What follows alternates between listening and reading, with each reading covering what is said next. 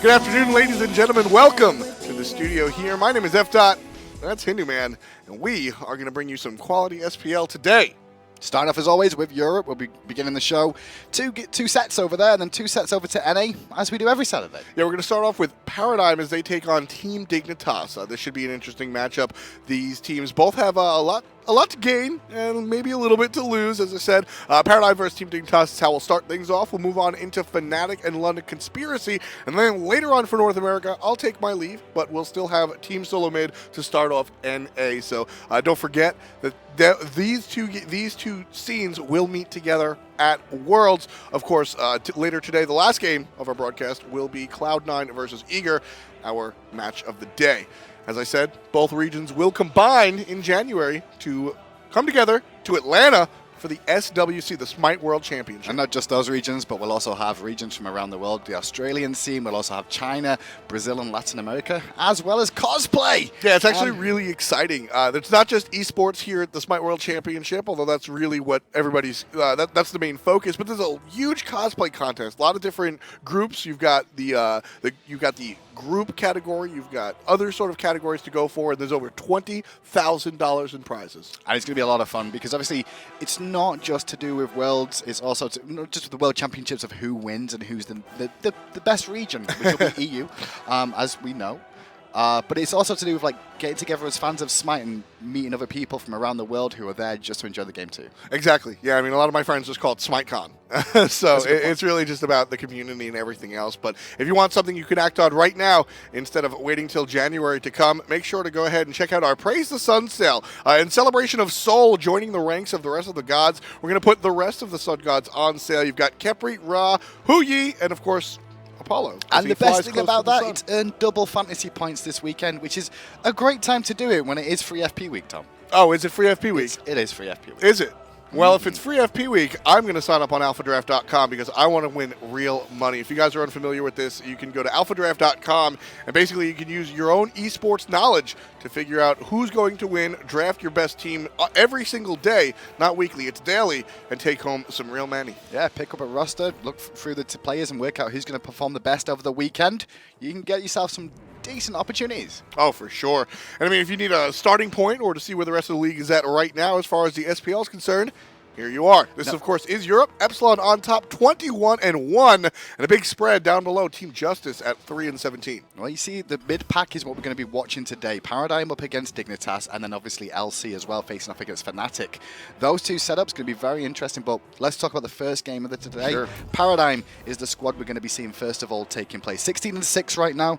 Last game defeated Titan and Myrmidons just before that, and Justice. So 6-0 so far in the last 3 sets. Right. And last game, I believe, we did see QvoFred back on the team. He took a leave of absence for school, as he usually does around this time. But he's back in full effect here for the Paradigm squad. And they're going to be looking to put a couple more wins in their win column. But they'll be going up against Team Dignitas, a team that recently was on the upswing until last week when they were greeted with, well, some of the toughest teams in their region. Well, including Paradigm today as well. They've had to face Fnatic and Epsilon, and they've obviously they lost to Fnatic, lost to Epsilon, but before that they did go 6-0, including Titan, LC, exactly. Some decent teams there as well. So Dignitas are on the up. They've just had a rough road, especially with Rens wasn't available for one of those two. Yeah, so Rens took a trip to Rome to hang out with the Pope.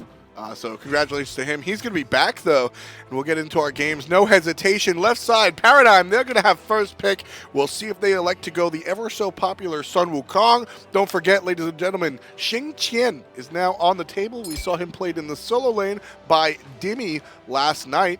And we'll see if that'll translate to the weekend games. Giannis taken off the table by Paradigm. No Giannis in that mid lane. And we're starting to get towards the end of the season here as well, after. And the big thing about that is how the teams line up against each other. Dignitas, 1 game behind London Conspiracy right now. So they're going to try and push out this lead over the bottom 2 teams if they can. If they can get above LC, it's another buffer to stay in for the LAN. Paradigm, though, 4-game lead over Fnatic. Fnatic do play today against LC as well, which people expect Fnatic to win that one. For sure. Which means they need to win here to make sure they keep that buffer zone. 5 games behind Epsilon too, so a 2-0 here for Paradigm could be very useful. Yeah, both teams really want to win. It's sort of like one of the matches yesterday Bart and I were talking about. It's not mathematically a must-win, but it certainly feels that way for some of these teams as the season starts to shrink, and we get closer and closer. This is week 8. And this is a 10-week play period here in the fall split that feeds directly into Super Regionals, which, of course, will invite 6 out of the 8 teams. And those will feed into the Smite World Championship. And yes, the answer is Sun Wukong, please and thank you. When you see those bans come through and you look what is left available, the top picks at the moment, obviously, you will always see Khepri, well, I won't say Khepri, actually. Serket, Giannis always banned. Hell is left up again. Ren's going back to Freya, though. Not a shock there. We probably will see a Kukulkan at some point. Maybe not too early, though. Yeah, we'll see about that. I love the Freya pick. This pick has previously had a 100% win rate. Not so much anymore. It's recently suffered a little bit, but still, the Freya-Thor combination, that was really where that 100% win rate came from. Recently, as we said, with Dignitas going up against teams with the likes of Epsilon and Fnatic, it was a little bit problematic. Had a couple of troubles here or there, but these are still the characters that I love to see Dignitas playing. I think that their players play these gods very well, especially Freya in that long lane for Rens. Well, Freya is undefeated in the SPL so far. 100% win record for him personally on this god, so he's not lost in it so far. Thor was drafted there as well for Dignitas, and Thor so far this season in both NA and EU, he's been picked in over 53% of all games. He doesn't get banned that much is one reason, because he's allowed through, but he's been involved in over 53%. Yeah, Thor is just calling something the vanilla is always looked at as sort of an insult, but I don't mean it that way. Thor is just the vanilla jungler. He's able safe now. It's like Ra was for a while. It's exactly. Agni seen as the standard mid laner. Sure. Thor seen as a standard jungler. Yeah, he can get ahead early. He can deal damage, and you'll see him building damage, and then later on, when assassins sort of become less effective because they don't have much team fight. Well, Thor has tons of team fight and can definitely control the situation. Isis and Sylanus round out the picks for Paradigm and Dignitas respectively. But I'm looking at that Awilix pick that we sort of glossed over. QvoFred on this Awilix, he was one of the first players to really bring Awilix into the Pro League, and in doing that has seen tremendous success. Very true, but he's not played it at all this season. Now, it did get a little bit of a buff in the last patch where you can now use that ultimate over walls as well, so maybe that's why we see Qvo heading back towards it. With some Wukong being picked up as well for them, you can use the transformations to knock up, which will allow him to pull off that as well, so there's an additional knock up. And that Neath ban that we actually see coming out from Dignitas there after, that's more focused, I feel, to Lawbster. That's a Lawbster ban. That's a Lawbster ban, because they don't want to deal with that in the mid lane, because they expect an Isis to potentially go into the solo. Yeah, Xaliea. So a lot of what Paradigm has been doing is, I guess, jank by league standards, but they've become so. You expect to see the solo Isis and the mid lane Neath. You expect to see these things coming out from this squad. Bacchus going to round things out for Paradigm, most likely going to be wound up on Trixtank. Oh, definitely Trixtank. I mean, Trixtank is a good performance on Bacchus. He likes the aggressive Guardians if he has to go into a Guardian. Normally we would have seen him on some Wukong here, but I like the call. This was not necessarily a bait situation, but it was like most people would have expected some Wukong to go to the Trixtank. So what they were looking at there is making them think that way. Then they could have gone for Geb or Bacchus to allow this Awilix for extra knockups, which is the big key. Ymir selected by Team Dignitas, following up the Kukulkan pick, which we mentioned is really become the namesake of Shadownightmare.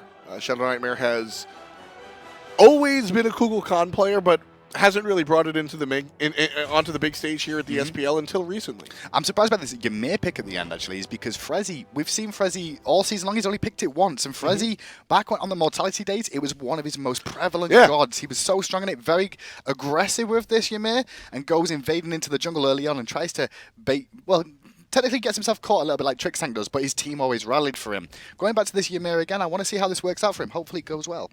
Ymir's actually going to be on Variety as Frezzy plays the Sylanus. Variety will be bringing the... That was me being stupid then, because I forgot about the Sylanus because I was like, okay, Ymir, but it's going to be... So, page out of Anatoly's book.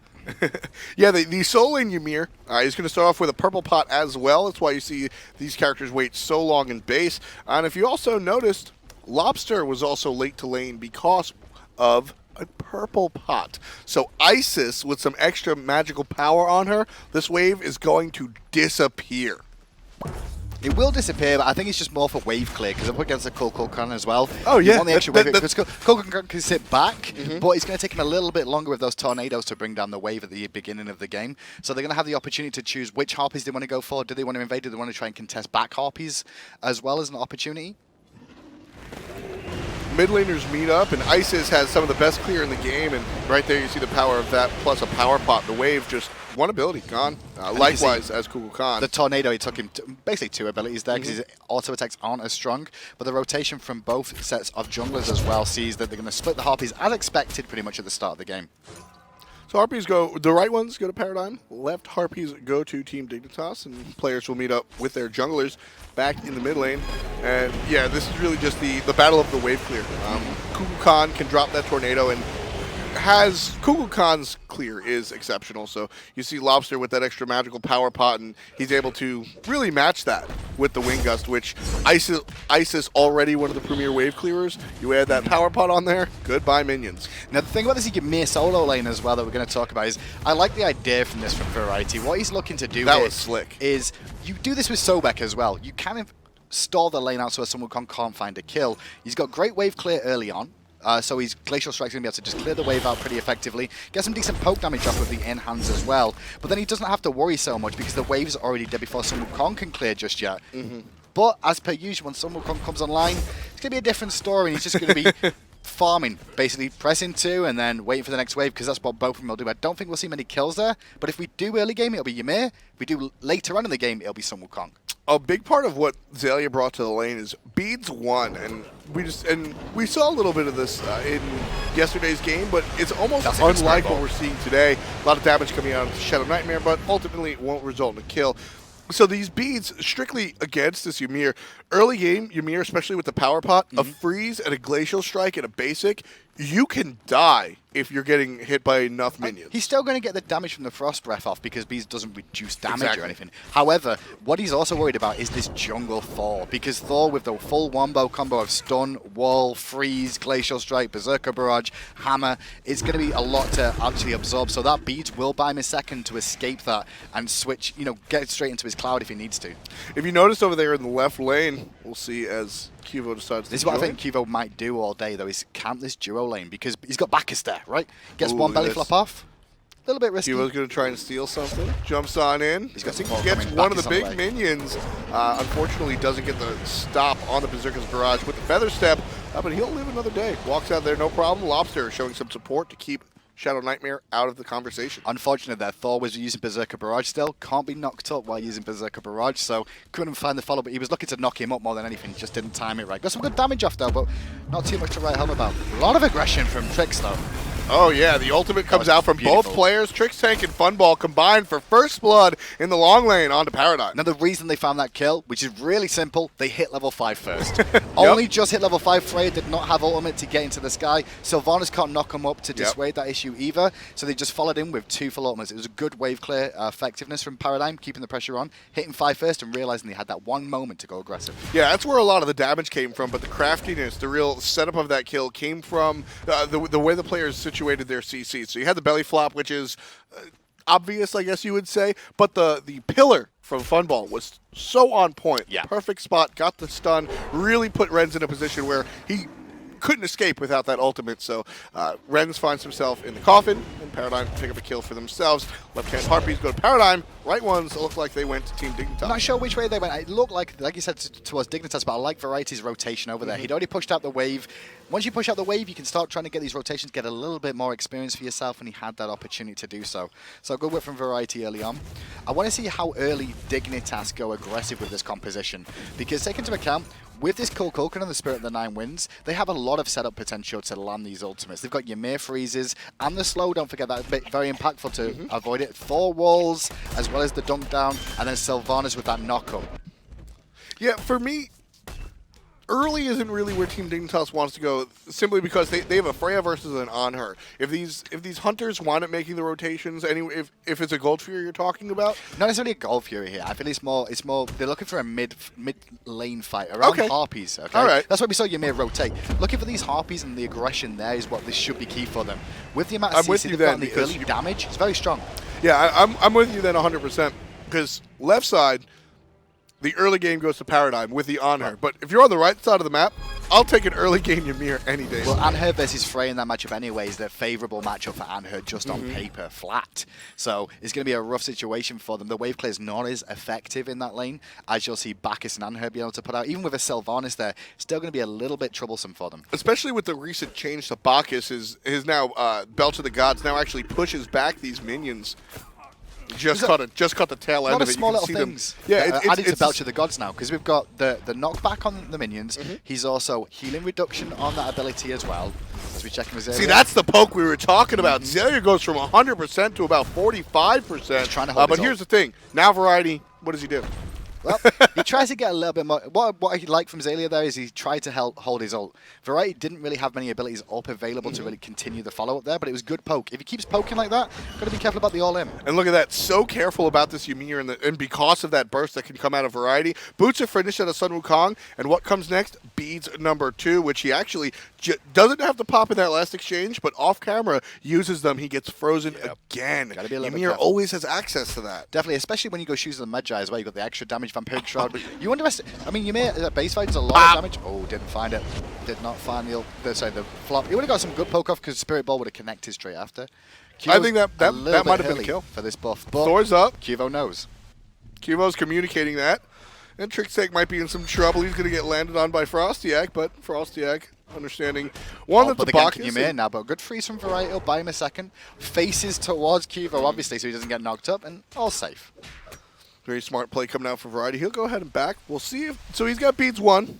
We'll see if the Frost Giant elects to go teleport. Looks like not. The whole team getting bees is just because they're scared of the Bacchus into Awilix combination, which is available for them. Got to be very, very careful about it. These Harpies, though, is where we might see Dignitas want to try and fight. But Paradigm quite happy to take on this fight. Paradigm just comes here and, by sheer numbers, forces Team Dignitas off of the right-hand Harpies. So 7 minutes in, right Harpies go to Paradigm, and with First Blood, really no lead. There's 1,000 gold or so, but not really anything worth to put your hat on just yet. Paradigm, though, seem to have control, at least, of their long lane. An unusual thing coming out from Trixtank and the Aegis on the Bacchus. I like it, though, and I think it makes a lot of sense because what Bacchus is going to do is end up jumping into big fights, into a Kukulkan, and into a Ymir that's building damage. You get hit by the ultimate from Ymir, you're going to take a lot, so you can Aegis that. Fantastic, you get away. Second thing, Spirit of the Nine wins. Well, you may eat 2 of those in this game, so being able to avoid taking a big chunk of health, the Aegis will really help you out.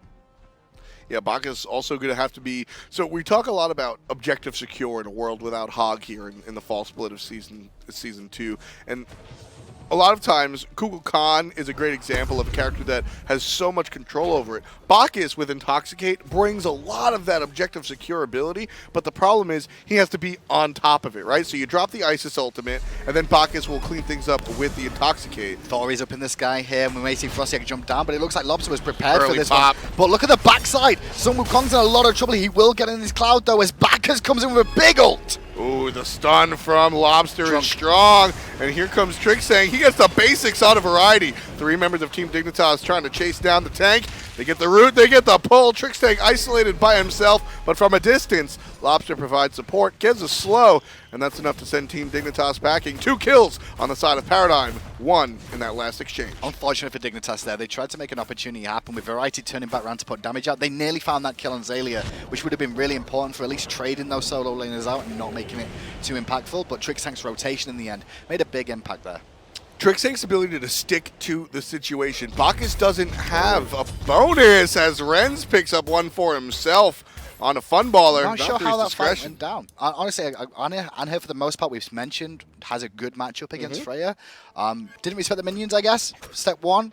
Step 2, got himself caught out of position a little bit, I guess, more than anything else, because that's not a usual situation to find out. Sure. Especially when we did actually see the First Blood going over to that duo lane. I mean, I know it went to Bacchus, but Funballer was involved and had the opportunity of a level lead there for a while. Yep, well, Renz proving again he's no slouch on this Freya. He's not lost on it. He's Exactly. not lost on it in the SPL so far. So he's not working out so well on the other hunters, but on this magical hunter to an extent, it's going very well for him. It works out well. I mean, Freya is very different from traditional hunters in the sense that, well, she's only a hunter for 5 seconds at a time, right? But very important things happen here with this Pulse Irradiate. One, it's bigger than a normal basic attack. So when Pulse comes out, it's wider, so your accuracy doesn't have to be as on point. And it also slows by default, and they're chunkier. So you don't need to hit as many consecutive basics to deal damage. You're going to deal more damage with smaller amounts of basics.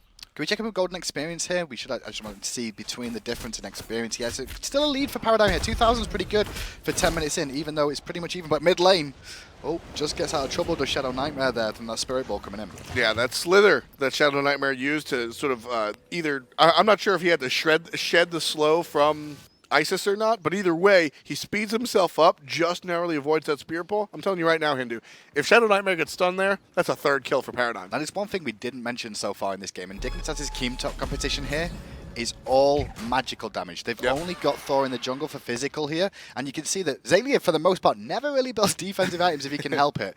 Talk about, though, let's have a look at mid lane. Lawbster versus Shadownightmare. Now, these two players, they go backwards and forwards. Interesting stat about these two as well. Lawbster's average player damage per game is 16,000, whereas Shadownightmare, 16.5k. So he's got an extra 500 damage a game to Shadownightmare, but it's not finding him win still.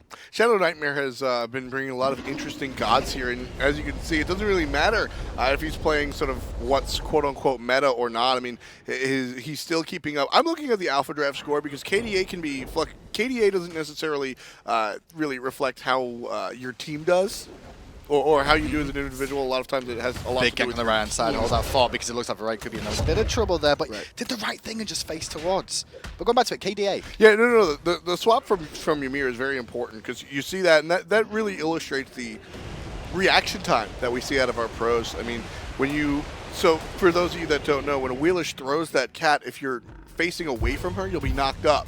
So the quick turnaround, that's an audio cue. Again, going to stress how important audio is in this game as Funball gets lifted up. Oh, he missed the Impale, which is just going to push it back there, so has to retreat. Why has to retreat anyway? Because he's against a full minion wave. And Hunters, for the most part, in these lane matchups, what you should see out of them is that after 2 auto attacks, they should know whether they should win or lose the trade for the most part. Most Hunters back away in that situation like, okay, I lost the trade, but I'll heal back up again. Or, I'm winning the trade, I'm going to keep going aggressively. It's very rare that we see both Hunters go, I'm winning the trade, and then box all the way down. We've seen a couple of times happen. We've seen it a couple of times. It's not so often. Most recently, I think, was Vesalius and Snoopy, which was fun because that matchup happened multiple times. And we saw it go both ways. Snoopy won once, Vesalius won once. I mean, sometimes the trades will happen where you're like, I can still outbox him if I can get my autos in because I've got more damage because I'm a higher level or I've got more items online. On top of the fact it's like about positioning of you yourself, the map, and your team as well. Big play mid lane though. We might see Trixtank going for the ult here. Thor spots it out. Belly flop more than anything. Gets himself a little bit safer than he was previously. Now Trixtank hanging around the Gold Fury. Now, the one trouble I'm going to see in big team fights is that when Trixtank goes in for the belly flops, he's going to be looking for multiple targets. And it's quite difficult to aim that gravity surge and pick the right target that's up in the air. And Qvo's going to have to be very, very careful at picking out the right target because you're not going to want to pull like a Sylanus into your team potentially instead of maybe a squishier target like Shadownightmare. Speaking of Sylanus, Team Dignitas' support Frezzy just barely gets out of there, and I like the play there coming out from iRens. Belch of the Gods comes out. Remember First Blood, Hindu Man? It was a stunned Freya into a pillar, and then he died. Well, that's what almost happened to Sylanus, but this time around, Freya banishes because he's aggressing onto the support instead of Freya herself. Banishes so the stun doesn't come out of Bacchus. Well, in that lane as well, it's after she hits level 5, Freya's a lot more difficult to kill with Valkyrie. Of course. So it's like, let's switch to the support, but the support's now got better CC for control in that situation. Again, checking in with the solo lane. This time, Sun Wukong's got a little bit of his clear online, and you'll see how much different. A lot of times these solo lanes are warrior versus warrior. Sun Wukong versus Osiris is a matchup we've seen ad nauseum. Sun Wukong versus Hercules shows up so often. Ymir, a little bit different, and because of that, the build has to be a little bit different right away into the Stone of And Gaia. as we said, though, it's 4 magical he's going to have to deal with. Going to probably eat a Spirit of the Nine Winds at some point or some tornado damage. So very wise to go for some magical defense here. He's not been threatened by FrostiaK at all in this lane either, which is a big thing to know. Early on, FrostiaK was dealing some beads, right? He went beads, and he realized that beads should be enough to get away. Surprise Gold Fury. Team Dignitas just finds out that it's being taken. Trix just body blocked Frezzy there. Hi. We're not doing anything over here. You don't need to see. It's okay. So there was a ward battle going on. We watched a couple of times that the Gold Tree be dewarded by both teams. And Paradigm go over. It's been a while since Dignitas drop a ward, and Thor's going to drop down on the duo lane, land on Trixtank. Not too happy about taking that Gold Fury.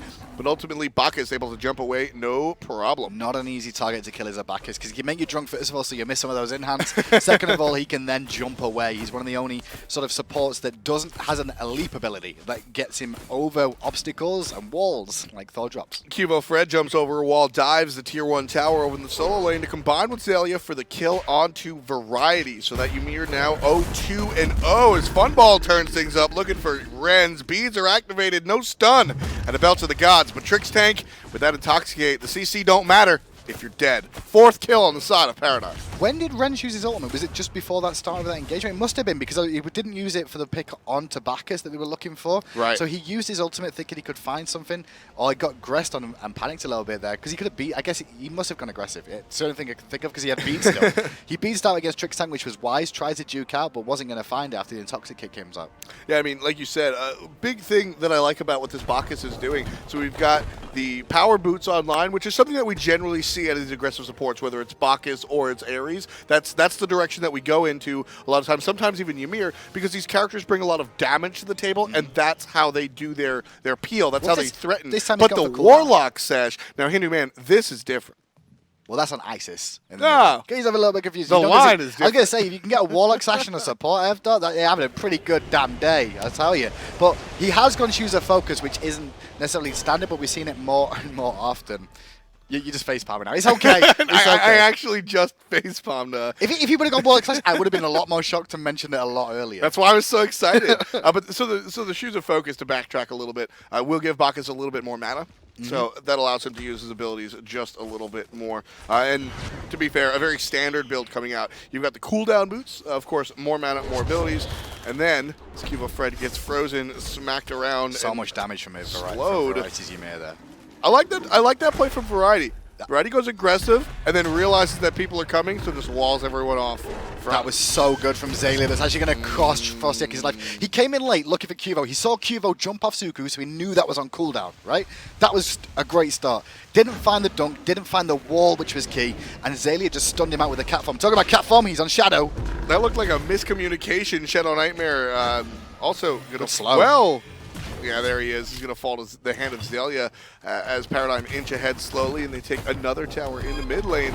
But yeah, I mean, great disengage from Variety. He goes aggressive, sees the rotation or hears the rotation, whether it's himself or his teammates calling it out, walls away and walks away. FrostiaK didn't get the memo though. Comes on down, it's 1v3 and absolutely gets smoked. He could have potentially killed off that target there, but what happened afterwards when Shadownightmare fell there, he did a good job of stalling for that extra second, but his team just weren't there to support. And eventually, the support and the solo laner didn't even get the blue buff. Mid lanes got pressured, they lost tier 1 tower, then the blue buff still stands. Now they lose speed, they took tier 1 tower and tier 2 tower in right. Yeah, so you've got some jungle buffs, you've got 2 towers in the right lane. Sure, the first tower went down a little bit a while ago, but not too long ago. So you get a huge sweep, and with that, let's take a look at the graphs, because this is a much different story right now. Slowly inching, and then all of a sudden, ignore the couple gold. Of steps up. Ignore the gold. 10,000 experience lead. That's monstrous right now. And for me, that whole little fight over on that side of the map could have been avoided for the most part. I mean, it was the one mistake I've seen Dignitas make for the most part in this game, and it was FrostiaK going in, he ends up getting picked, he didn't find the kill that he was looking for. Shadownightmare then gets isolated, 2v1, oh sorry, 3v1 in the end, and nobody can really help him out. And the boys in the jungle, well, they just sat there and went, well, we can't do blue now because they're going to regress on us too, we have to back up, and they lose towers while all that's going on. Xaliea cleans up the blue on the side of Team Dignitas as well. So Dignitas, they've got a single kill on the board, but outside of that, haven't really been able to gain much traction. They lost to Gold Fury just simply due to vision and some good body blocks coming out from his support, and then find themselves in a couple of haphazard situations that really don't bode well for the rest of this contest. Build-wise, I love what we're seeing out of Lawbster here as well. He went for, we touched this, but he went Warlock Sash. He's also going Voidstone as well. Now, Warlock Sash, he's the squishiest member of his team with lack of escapes for the most part. He's going to have to use his Silence and his Spirit Ball to survive, but Warlock Sash will make him a little bit tanky with the health. Then the Voidstone, what we mentioned a couple of times, 4 magical gods. So a lot of that damage he's going to be putting in will be magical base. So having a Void Stone to reduce the amount of damage you take is great, but at the same time, it'll reduce the enemy's damage too. No, reduce the damage. It's actually very interesting. So, yeah, there are 4 magical gods, but one of them is a Sylvanas, Hindu man. Just how much damage is the Sylvanas realistically able to pump out? Take away the Sylvanas off the table then. It's still 3 and 1. Ymir, a Kukulkan, and a hyper carry as well in Rens. The positioning of Trixtank here is fantastic. So Trixtank knows that he's a Bacchus. He can do virtually nothing to the Gold Fury that Paradigm just takes. So he puts himself directly in the way. The route that Dignitas is most likely going to take, he's just standing there playing troll under the bridge, essentially. He's mainly covering the option of where Shadownightmare is going to come on this Kukulkan. We've seen it with the Spirit of the Nine Winds. He'll look to secure objectives with it. He's done it in a couple of games as well when it's been aggressed on by the enemy team. Right. So he's looking to zone away Kukulkan and make sure he doesn't get into the fight. Where is he? Is he coming from this angle? Well, the natural angle is always going to be that path of the left-hand Harpy. So let's sit there, wait for it to see if he comes over. With that said, we haven't even seen the attempt. A lot of these Gold Fury kills have been, well, both Gold Fury kills that have happened today came from just straight up. It's just good timing from Paradigm. That's mainly what it was. They realized an opportunity and they took it every single time. But when you look at the composition as well of both sides, they both have pretty good objective secure. We mentioned Bacchus and Intoxicate can help secure objectives. Obviously, Circle of Protection, a fantastic ability there. Across the way, you've got Glacial Strike. Sorry, not Glacial Strike. The ultimate from Ymir, which I always forget the name of for some reason, and Kukulkan Spirit of the Nine Winds. So they've both got decent QvoFred walks right into the pull out of the Sylvanas knock-up onto him. A little bit of a slow Variety, and the rest of the team split up, though. So Paradigm, they can aggress on a Variety by himself if they want to, but it doesn't look like it. So FrezzOO there, he used his beads. We also saw Kuvo use beads. So in that fight, for the most part, it felt like he went Dignitas' way, but keep an eye on Shadownightmare. They might try and all on him. I loved that wall coming out for Variety. It was just to clear the ward. Without the wall there, Isis is able to long-range clear it. Putting the wall up prevents that situation. Here's the Variety isolation. FrostiaK's going to look to help out. 2 people get stunned into the ultimate out of the Ymir, but on the left-hand side, Lawbster's handling the rest of the team. Variety has fallen, so Paradigm can look towards the left side. Cut off the opposition is the ultimate out of the Kukulkan, and fighting one-on-one is Xaliea and Rens. Rens goes in the sky, no ultimate for Sun Wukong, but the last hit misses, and Xaliea is able to find himself safe. Rens, on the other hand, taken out by Funball. Winner of that team fight for me was Trixtank all the way. FrostiaK and Variety were on one side. FrostiaK goes up, dunks down onto 2 to 3 people, but at the same time, FrostiaK gets away from Trixtank just to find himself directly in front of a Sun Wukong. 5 members wiped off the board, Hindu man, Fire Giant. Everything is free. And going back to that, Trixtank landed a belly flop on 3 gods. The damage dealers of that engagement were taken out of the fight. The other 2 were generally there for the setup. Obviously, Sylvanas was too, but Kukulkan and Freya both got hit by a belly flop, and it's like, you will not get involved in this fight. And by the time they landed, Lawbster had already killed a target. Yeah, Variety was ulting. He really had no other option, right? He just goes into the ultimate, and unfortunately for Ymir, when you're ulting, you're kind of a sitting duck. You're standing still, you're charging this ultimate, and not for nothing, Lawbsters, don't forget, the slow that comes out of Lawbster, the Dispel, also steals protections. So it just makes Variety even more vulnerable to the damage that's coming out. And Lawbster, as you said, he's building Voidstone, he's building Warlock Sash. These are largely considered defensive items, but there's a lot of power in this build. But look how that, just going back to that team fight all the way through, we saw exactly what the game plan of Paradigm was there. They all knew their targets. Lawbster and QvoFred combined to bring down Variety and keep Thor busy. Meanwhile, Trixtank's on zoning duty. Xaliea realizes this, realizes the other 2 have got the situation under control there. He heads to Rens and jumps in his face and goes, fight me, fight me. Get in my face, I will tank it. I'm magical defense enough to survive for the most part. And meanwhile, Funballer's like, good job, guys. I'm going to throw out my auto attacks and find these kills now. This is one of my favorite builds onto the Isis with the Warlock Sash. Now, because basically you can go, I guess, you know, to oversimplify things, you can go sort of 3 different routes with mages, right? You can go over-aggressive by building a Book of Thoth. Rest in peace, Doom Orb. You can go hyper-defensive with like a Breastplate of Val. Funball, please. See, fun. The Paradigm guy is always having fun. That's $500, right? Whether it's whether you're going Breastplate of Valor or Mail or Renew, you can go hyper defensive, right? Which I never really like. The Warlock Sash is nice and in between. You're a little bit defensive, but you can still put out some power. I mean, the one thing that's always effective is health. Health is always Exactly. an effective defensive stat. Protections are great, but they only work against one variety of god, physical or magical. Whereas health, well, it works against everybody. It's always useful. Exactly, and with Isis being the type of sort of control mage that she is, Isis wants to be able to drop that ultimate. She wants to be able to dispel the enemies and stun them from a distance, so it's important not only that she hits hard as a mage, but also that she can stay alive in these engagements. If she gets stunned and focused down off of a good variety blink freeze, that can be curtains. So by building his health, it provides a little bit of distance between herself and the death column. I expect 2 engages coming out here for the most part. As they're going to focus, there you go. Pull. Looking for FrezzOO. He does get ulted though, but he's going to fall down, gets his ultimate off. Xaliea should find that kill though. These clones still chasing after him, and he's isolated. There's no support from his team that they see. They're just not in a position to protect him. 4v5 now, and the Phoenix is under threat. Phoenix has now been sort of retreated from by Team Dignitas, at least in the middle lane. Funball pushing by himself on the left side. He's going to attract 2 people, and while 2 people shade over there, Lawbster takes out 1. Ren's in the air one more time. The last hit misses of the ultimate. Because of that, he's going to pay. Lawbster picks up Ren's, Variety channels the entirety of the ultimate, and the rest of the team, rest of Paradigm, will make sure he goes into the ground. Middle Phoenix is down. Funball just cleans up the left-hand Phoenix. Chaos Titan has yet to be aggressed on, but all 5 members of Paradigm are here, and only Shadownightmare is left. Look at Xalia's health. Do you remember how low he was a minute ago during the round? He's back to 100% already. The Titan, however, he's not at 100%.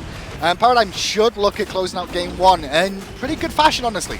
Yeah, you've got these tornadoes, which are going to change where Paradigm can stand, but it's not going to be enough to take the win. Paradigm come out on top in spectacular fashion. Just a handful of kills on the side of Team Dignitas. Well, one of those kills was a solo kill. It was 1v1 against Funballer. I don't know exactly what went on in that lane. Yeah, it was just Ren's or Funball. It's one of those strange ones, but Ren's played that well to be able to get the kill. That's what it was. Yeah, it was unfortunate. Ren's played from every time we saw Ren's in these fights, he did rather well until it came time for the ultimate. We always saw 3 out of 4, the kill missed, and then he dies. And this is how it all first started, with Ren's taking the first death of the game. And that was all down to the dual lane hitting level 5 just a hair quicker and realizing the opportunity they had to go aggressive. Didn't manage to get away from the all-in, and really well played from Paradigm to realize that opportunity. Yeah, I mean, that's what Anhur does. Jump in at, well, level 2. This time around, waits it out until level 5. And really, that play at the First Blood was made off of Trixtank, and that'll translate to him being our player of the game. 3-0-9 on that Bacchus. So many aggressive invasions. This was later on, and this impacted and changed the fight completely. It was one of those fights that could have gone either way. Xaliea barely got out, and Trixtank, with the in-hands, just finds the kill to make it a 1-0 for the most part. But then there was a fight a little bit later on as we see him, you find this pickup with the help of Funball. And this is just the, I'm Bacchus. But that one-team fight around the fire, just before they did the Fire Giant, was huge for me, where he got a 3-man belly flop and zoned out 3 damage dealers from the fight. That changed that fight completely and won it them. Yeah, I mean, Bacchus is a Guardian, but brings a lot of what Warriors bring to the table for Trixtank, and he's always been known as the Warrior player. With him earning top player of the game, we'll take a look at where he lands on the Alpha Draft top performers, and look at that, a support at number 1. Good performance from him, honestly, overall. Kuvo in the jungle playing that Awilix for the first time this season as well. Had a good game on that one. Not as aggressive as I expected with the Bacchus combos. We didn't see many of those come off, really. I don't think we really saw many ultimates used by him. Yeah, you take what's given to you. Good job. Kuvo was able to impact where he did, and it's important that he didn't try to make too many things happen. When you start to force things, that's when you find yourself in precarious situations. Kuvo just took anything that came to him and wound up really impacting the game. It's interesting.